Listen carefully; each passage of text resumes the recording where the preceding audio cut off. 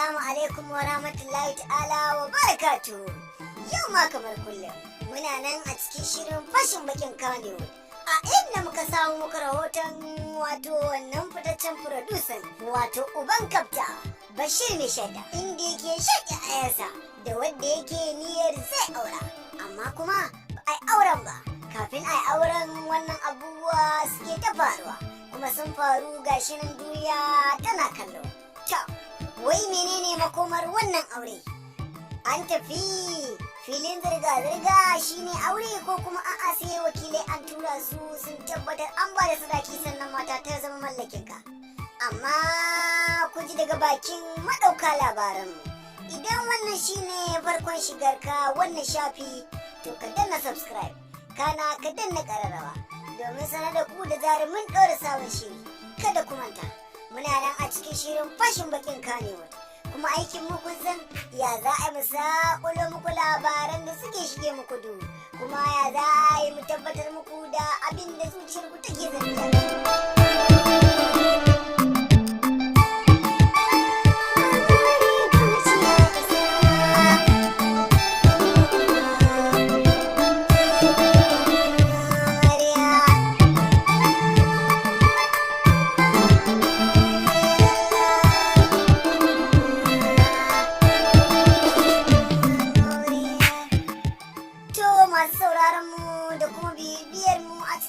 Shiri na fashin bakin Kannywood, wato a dai halin da ake ciki an gurfanar da wannan fitaccen furodusa wato Bashir Mai Shadda, inda hukumar Hizba ta dakule shi a daidai wannan lokaci. Yana nan hannu rabbana atena, yana ta kukan dan Allah a janye wannan zance, kuma wai yana so dan Allah a sa kaya. Abinda dai ya faru ya riga ya faru, Malam Bashir sai dai a kiyaye gaba.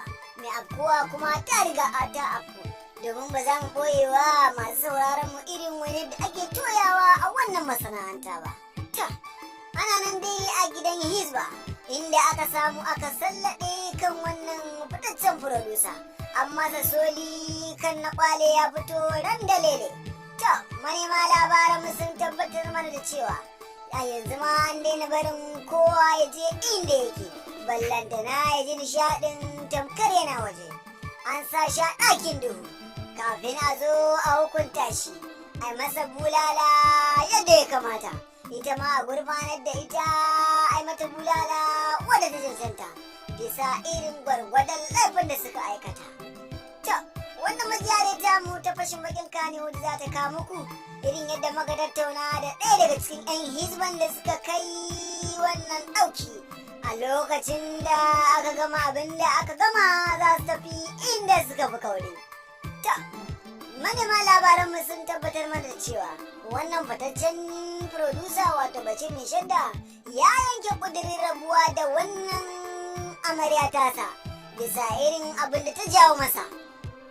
Shi ya jawo ko kuma ita ta jawo? Menene ra'ayinku? Shin za mu yadda ya janye wannan aure ko kuma a'a za a karbe shi? To ga irin yadda kasance tsakaninmu da wannan fitaccen furodusa wato Bashir Mai Shadda.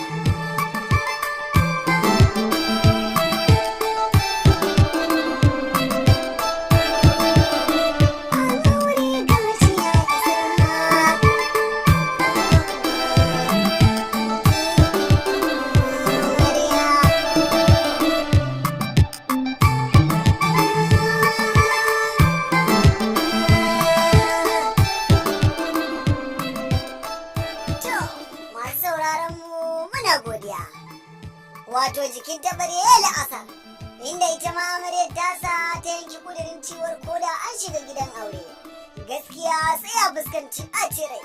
A daidai wannan lokaci za mu ce muku ku saurare mu a shiri na gaba, saboda lokaci ya ɗaga mana hannu za mu dakata a nan gurin, sai kuma a lokaci na gaba domin jin yadda ta kaya da wannan amarya da kuma irin hukuncin da suka karɓa a daidai wannan lokaci.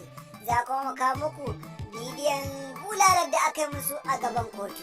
Wassalamu alaikum. Idan wannan shine farkon shigar ku wannan shafi, ku danna mana subscribe, kana ku danna mana kararrawa domin sanar da ku da zarar mun ɗora sabon shiri. Wassalamu alaikum.